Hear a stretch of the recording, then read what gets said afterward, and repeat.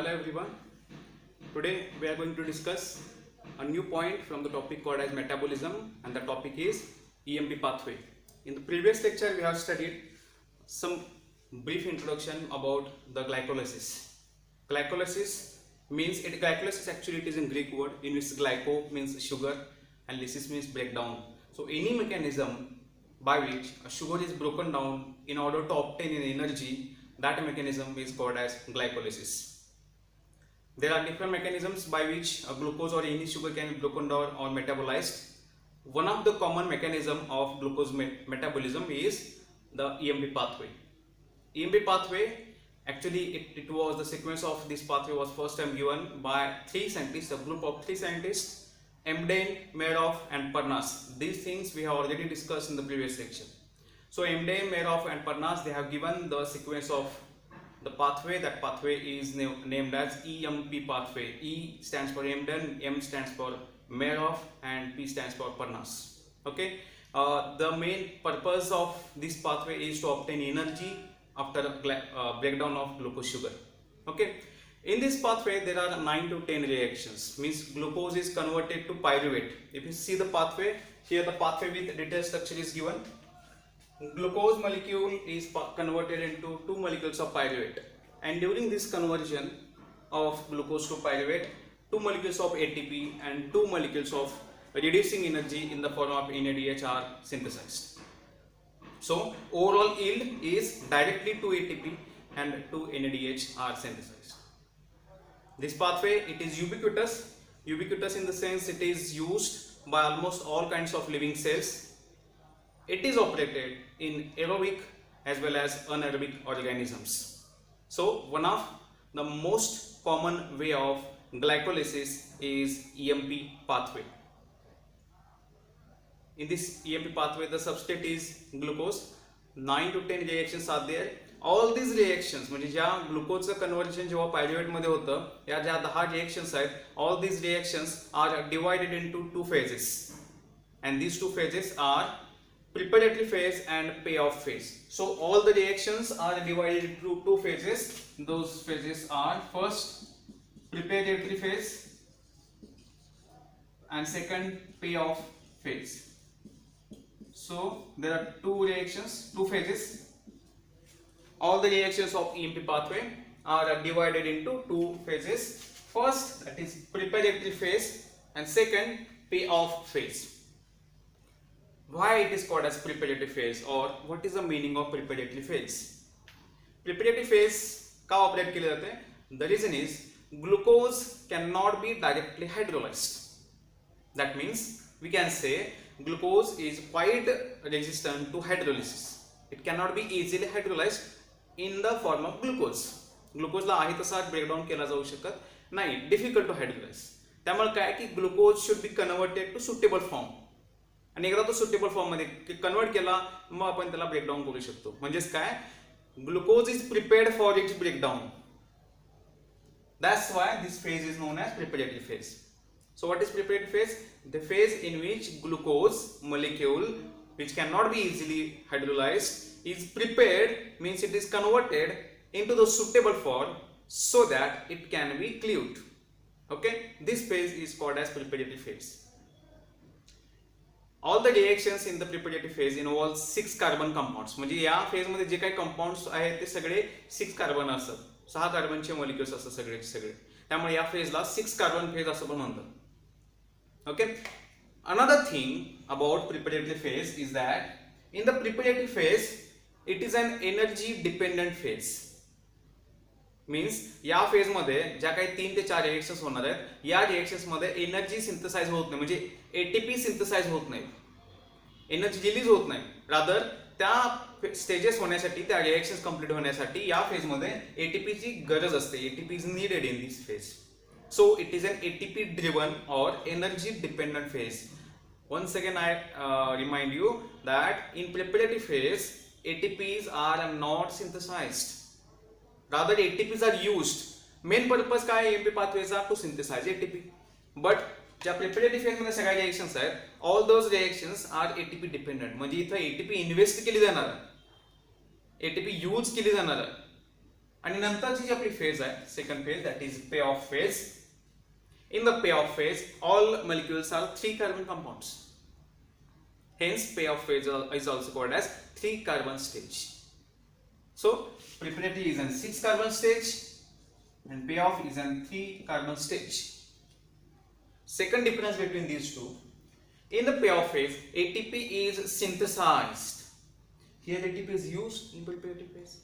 In payoff phase, ATP is synthesized. So, in payoff phase, ATP is synthesized. आणि मग जो दोन्हीचा आपण बॅलन्स बघितला we will get that the overall 2 molecules of ATP it is a net yield per molecule of glucose.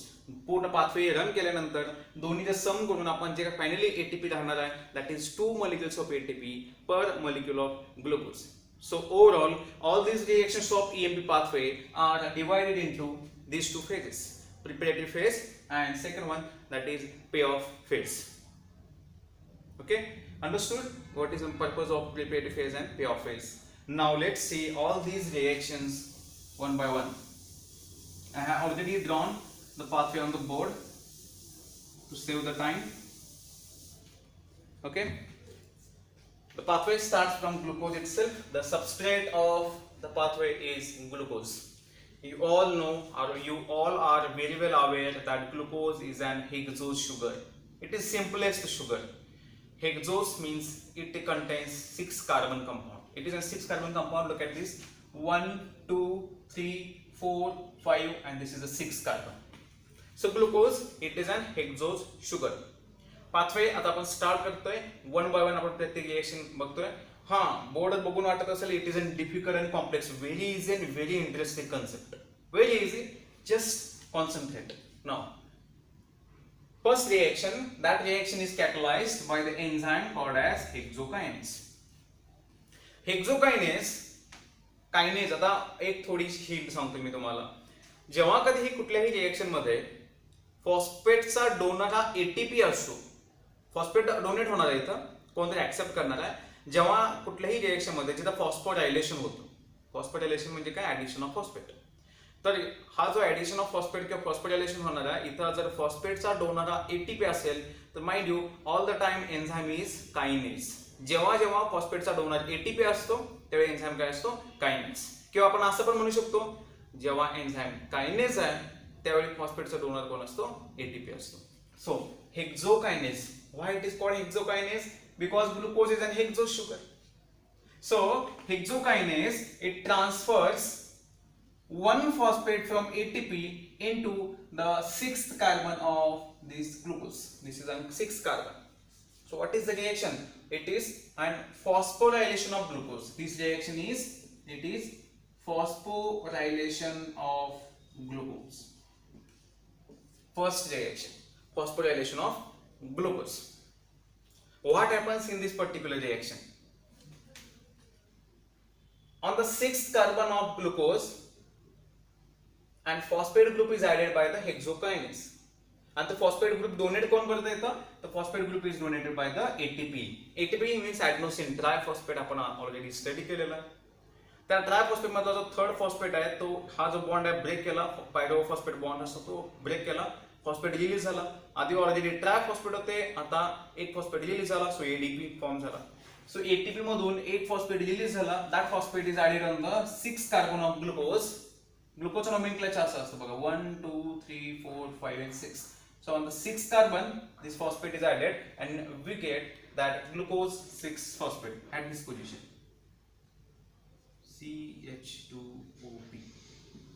What happened? इथं बघा हा इथला जो H आहे हा H रिलीज झाला आणि इथं कोणाला फॉस्फेट आला. फॉस्फेट कुठून आला, एटीपी मधून आला. So first reaction is phosphorylation of glucose. So in the first reaction glucose is phosphorylated and donor of phosphate is nothing but ATP. This reaction can also be catalyzed by another enzyme that is glucokinase. Hexokinase नसेल तर ही reaction glucokinase सुद्धा catalyze करू शकतो. So this reaction can also be catalyzed by the glucokinase. मग दोन्हीमध्ये difference काय, what is the difference between glucokinase and hexokinase? तर hexokinase हा मोस्टली कुठल्याही हेक्झोज शुगरचं फॉस्फोरायलेशन करू शकतो, बट ग्लुकोकायनेज हा फक्त ग्लुकोजचंच फॉस्फोरायलेशन करू शकतो. Understood. So glucokinase can phosphorylate only glucose. हा हायली स्पेसिफिक आहे ग्लुकोजसाठी.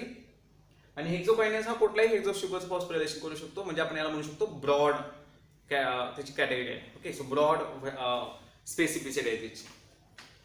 Glucokinase and hexokinase, they are needs and cofactor in the form of magnesium ions. Magnesium acts as a cofactor for these two enzymes. Cofactor which increases the enzymatic activity. So glucokinase and hexokinase, they catalyzes the phosphorylation of glucose to form glucose 6-phosphate, and the 6 carbon phosphate group is added. First reaction is catalyzed. This enzyme glucokinase is an regulatory enzyme. Regulatory enzyme म्हणजे काय की असा enzyme की ज्याची activity regulate केली जाऊ शकते. म्हणजे काय तर समजा आपल्याला ग्लुकोकायनेज नको आहे, ग्लुकोजचं फॉस्फोरिलेशन नको आहे, मग अशा वेळी हा जो एन्झाईम आहे त्याला इनिबिट केलं पाहिजे. मग हा एन्झाईम इनिबिट केला जाऊ शकतो. आणि समजा आपल्याकडे ग्लुकोज आहे, आपल्याला एनर्जी हवी आहे, that time it should be phosphorylated. ग्लुकोजचं फॉस्फोरिलेशन झालं पाहिजे, मग अशा वेळी हा एन्झाईम ऍक्टिव्हेट केला पाहिजे. म्हणजे आपल्याला जेव्हा नको आहे त्यावेळी तो इनिबिट केला पाहिजे, आपल्याला हवा तेव्हा तो ऍक्टिव्हेट केला पाहिजे. म्हणजेच आपण त्याची ऍक्टिव्हिटी रेग्युलेट करू शकतो. जे एन्झाईम्स ज्यांची ऍक्टिव्हिटी रेग्युलेट केली जाऊ शकते त्यांना म्हणायचं रेग्युलेटरी एन्झाईम. ग्लुकोकायनेज और hexokinase, these are regulatory enzymes. म्हणजे यांची ऍक्टिव्हिटी रेग्युलेट केली जाऊ शकते. मग प्रश्न असा येतो की यांची ऍक्टिव्हिटी रेग्युलेट कोण करतं? तर त्यांचा प्रोडक्ट, हे जे एन्झाईम्स जी रिएक्शन कॅटलाइज करतात, glucose is converted to glucose six phosphate. या रिएक्शन जो प्रोडक्ट आहे glucose six phosphate, it can inhibit these two enzymes. हे जे दोन एन्झाईम्स आहेत या एन्झाईमना हा ग्लुकोज 6-फॉस्फेट रेग्युलेट करू शकतो. So it is a regulatory enzyme and its activity can be inhibited or suppressed by glucose 6-phosphate itself. This enzyme, it is having molecular weight 96,000 Dalton. Okay, so the first reaction is phosphorylation of glucose to form glucose 6-phosphate. Second reaction, if you see carefully, you will observe that the structure is changed. इथं बघा एक ring like structure आहे आणि या ring like structure मध्ये एकूण 6 carbon आहे. There are 6 carbon molecules. This glucose 6-phosphate is converted to fructose 6-phosphate. Glucose 6-phosphate is converted to fructose 6-phosphate. जर तुम्ही लक्ष दिलं तुम्हाला असं समजेल की इथं नंबर ऑफ कार्बन, हायड्रोजन आणि ऑक्सिजन, जो नंबर इथं आहे तोच नंबर इथं आहे. Means here there are 6 carbon, 12 hydrogen and 6 atoms of oxygen. Similarly, here it is C6H12O6. Means number of atoms remains same, but the structure has changed. काय झालं? Glucose 6-phosphate is converted to fructose 6-phosphate. जेव्हा number of chemical formula remains same, number of atom remains same, and structure gets changed, that is called as isomerization. That reaction is called as isomerization. आणि जे दोन molecules आहेत की ज्यांचा chemical formula same आहे but structure different आहे, असे जे दोन मॉलिक्युल्स असतात, those molecules are referred as isomers of each other. So the second step, second reaction in EMP pathway is isomerization of glucose 6-phosphate to form fructose 6-phosphate. Isomerization, and this reaction is catalyzed by phosphoglucoisomerase to form fructose 6-phosphate. Okay, so what happened? 6 carbon ring compounds is converted to 5 carbon ring compound called as fructose 6-phosphate. हे जे structure आहे याला pyranose ring म्हणतात. This is called as pyranose ring. 6 membered ring. There are 6 members in the ring. 1, 2, 3, 4, 5, 6. Out of 6, 1 is oxygen and remaining 5 are carbon. So अशी जी काही ring structure आहे, ज्या structure मध्ये there are 5 carbon and 1 oxygen atom, this ring structure is called as pyranose ring structure. So and 6 membered ring structure is called a pyranose. Here it is 1, 2, 3, 4 and 5. Out of 5, 1 oxygen, remaining 4 are carbon. So this is called as furanose ring structure. This is a furanose ring. So in the isomerization, a pyranose compound, a pyranose ring structure, glucose 6-phosphate is converted to furanose structure, fructose 6-phosphate, and this reaction is catalyzed by the enzyme phosphoglucoisomerase, which also needs magnesium as an cofactor. Okay, so it also needs magnesium as an cofactor. So we have studied two reactions. First, phosphorylation of glucose. Second, isomerization of glucose 6-phosphate to form fructose 6-phosphate. Okay, next. In the next reaction, fructose 6-phosphate is converted to fructose 1,6-diphosphate. Okay, let's see. Fructose 6-phosphate is converted to fructose 1,6-diphosphate. What happened? इथं काय झालं तर ग्लुकोजच्या first कार्बनला अजून एक फ्रुक्टोजच्या first कार्बनला अजून एक फॉस्फेट ऍड झाला. Again enzyme is kinase, phosphofructokinase. Enzyme is phosphofructokinase. So काय झालं बघा, fructose 6-phosphate is converted to fructose 1,6-diphosphate. काय चेंज झाला? ऑलरेडी फ्रुक्टोजच्या 6 कार्बनला एक फॉस्फेट होता, त्यामुळे आपण त्याला फ्रुक्टोज 6-phosphate म्हटलं. आता काय झालं, फ्रुक्टोजच्या फर्स्ट कार्बनला अजून एक फॉस्फेट ऍड झाला, म्हणजे ऑलरेडी फ्रुक्टोज 6-phosphate होता, आता fructose 1,6-diphosphate is form. Fructose 1,6-diphosphate. Fructose 6-phosphate मध्ये अजून एक फॉस्फेट ऍड झाला, दोन फॉस्फेट ऍड झाले, म्हणून त्याला आपण म्हणतो diphosphate. So it is an compound known as fructose 1,6-diphosphate. मग जो first carbon, look at this, इथं पहिल्यांदा हा 6 कार्बनला होता. ओके, आता हा बघा फर्स्ट कार्बनला इथं अजून एक फॉस्फेट ऍड झाला. इथला जो H ग्रुप होता तो H ग्रुप रिलीज झाला. H ग्रुप रिलीज झाल्यानंतर त्या ठिकाणी हा ATP मधला एक फॉस्फेट आला. Donor of phosphate is again an ATP. So the enzyme should be an kinase. Okay, understood? So again in this reaction, fructose 6-phosphate is phosphorylated at the first carbon position, and that forms fructose 1,6-diphosphate. Fructose 1,6-diphosphate. So three reactions: first phosphorylation of glucose, then isomerization of glucose 6-phosphate to form fructose 6-phosphate, and third reaction phosphorylation of fructose 6-phosphate to form fructose 1,6-diphosphate. Now the next reaction, this reaction is catalyzed by phosphofructokinase, and phosphofructokinase again it is an regulatory enzyme. This phosphofructokinase, it is an regulatory enzyme having molecular weight 1,60,000 Dalton. This enzyme phosphofructokinase, it is regulatory enzyme having molecular weight 1,60,000 Dalton, and the activity of this enzyme can be controlled. So इथं fructose 6-phosphate हेक्सोकायनेज किंवा ग्लुकोकायनेजची activity regulate करतो, तसं फॉस्फोफ्रुक्टोकायनेज एन्झाइमची activity सुद्धा regulate केली जाऊ शकते. And the regulators are ATP or citrate or long chain fatty acids. So ATP, citrate molecules or long chain fatty acid molecules, these are the molecules which can regulate the activity of phosphofructokinase. म्हणजे ही जेव्हा reaction आपल्याला कॅटलाइज करायची नाही, no need of this reaction, that time this enzyme can be inhibited, and if whenever it is needed then it can also be activated. So it is an regulatory enzyme. So we have fructose 1,6-diphosphate. Okay, इथपर्यंत जी reactions होत्या त्या सगळ्या preparatory phase होत्या. Okay, preparatory phase मध्ये आपण बघितलं की glucose is now converted to fructose 1,6-diphosphate. स्टार्टला मी सांगितलं की glucose can not be directly hydrolyzed, it should be converted to suitable form where it can be broken down. मग ग्लुकोजचं कन्वर्जन केलं आपण फ्रुक्टोज मध्ये आणि फायनली फ्रुक्टोज 1,6-diphosphate मध्ये. नाव इथपर्यंत प्रिपरेटरी फेज झाल्या. लुक ॲट दिस, सगळे जे कंपाऊंड्स आहेत, glucose 6-phosphate, glucose 1,6-diphosphate, fructose 6-phosphate and fructose 1,6-diphosphate, सगळे चारही जे मॉलिक्युल्स आहेत, all those are 6 carbon compounds. आणि इथं दोन ठिकाणी, इथं बघा, इथे एक ATP यूज केला, ATP नंबर 1, आणि इथं दुसरा ATP यूज केला, this is ATP number 2.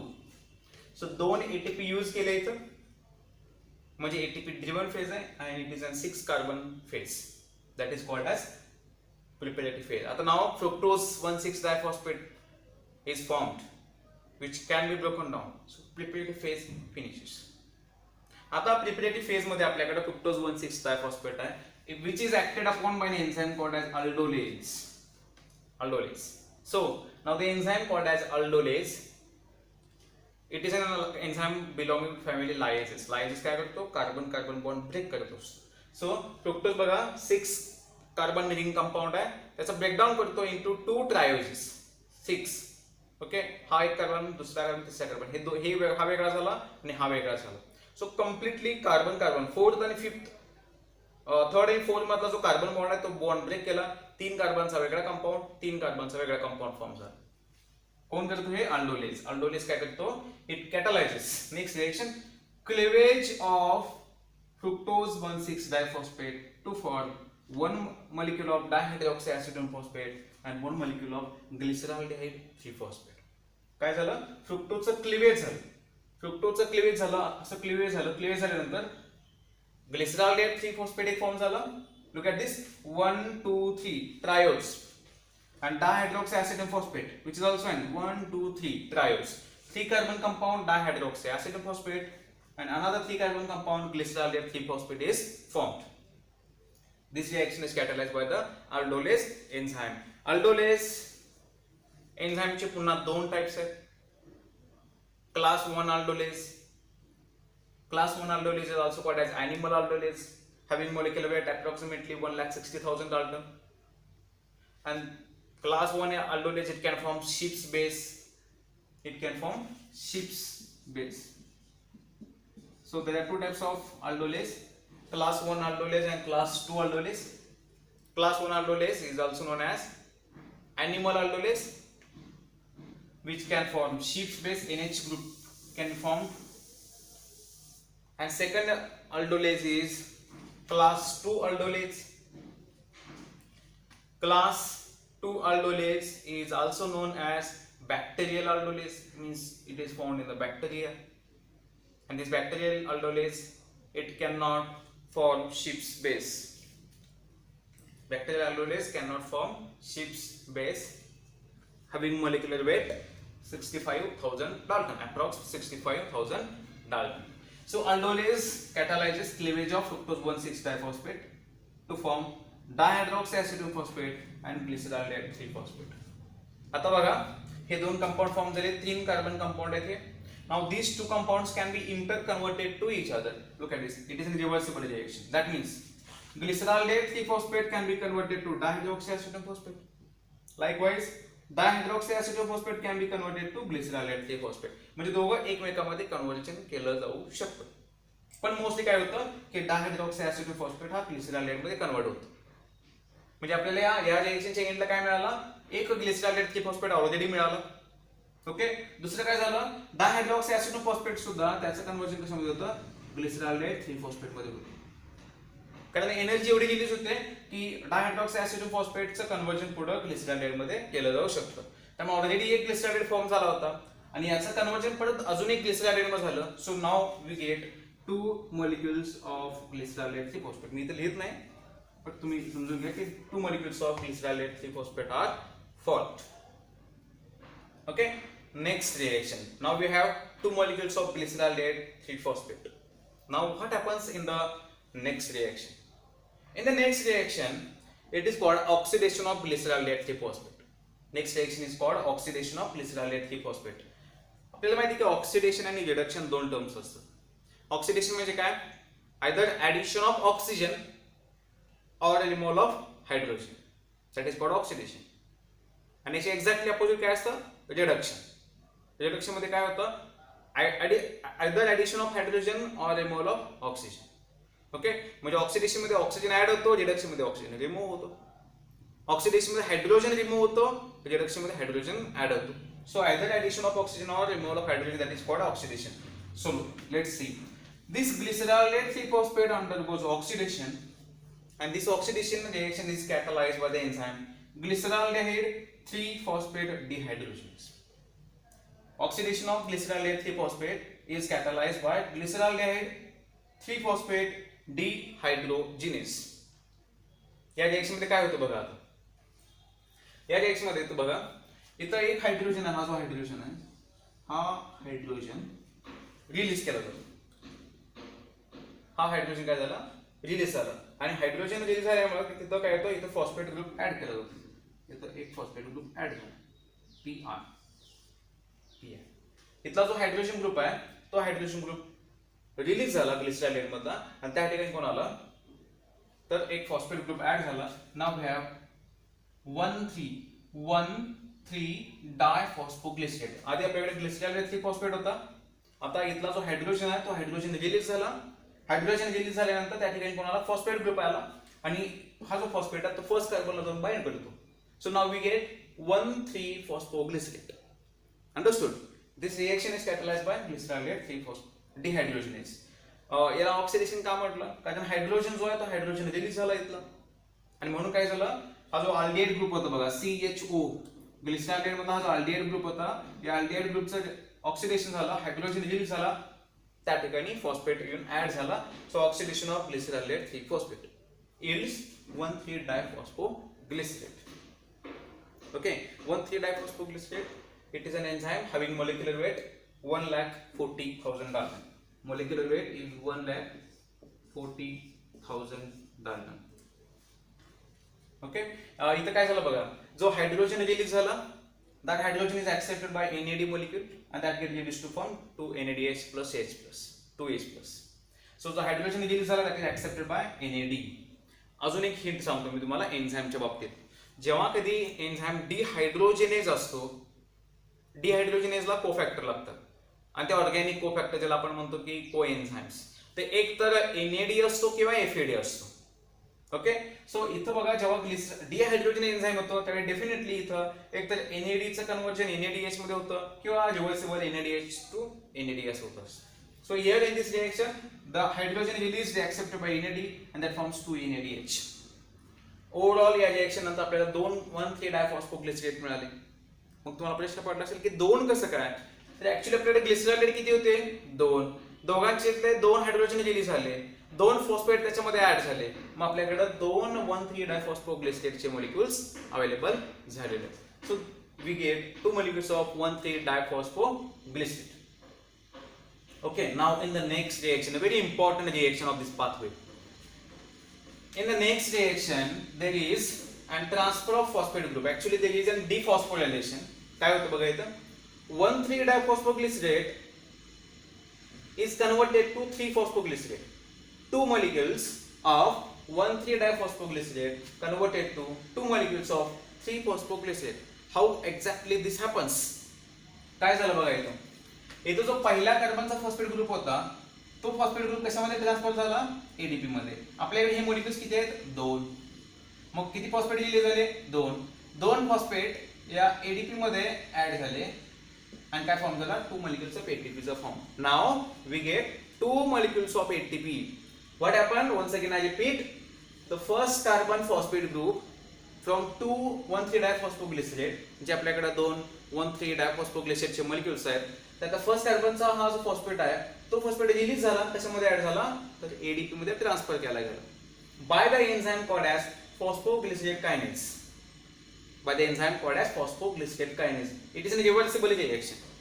So 2 ADP मध्ये 2 फॉस्फेट ऍड झाले we get 2 ATPs are synthesised आणि यातला पहिल्या कार्बनचा फॉस्फेट रिलीज झाला म्हणून आता काय झालं आपल्याकडे 3 फॉस्फोग्लिसरेट. आधी काय होतं 1,3 डायफॉस्फोग्लिसरेट होता. आता फर्स्ट कार्बनचा एक फॉस्फेट रिलीज झाला आणि फर्स्ट कार्बनचा एक फॉस्फेट रिलीज झाला म्हणून आपल्याकडे आता काय वी गेट ओनली 3 फॉस्फोग्लिसरेट.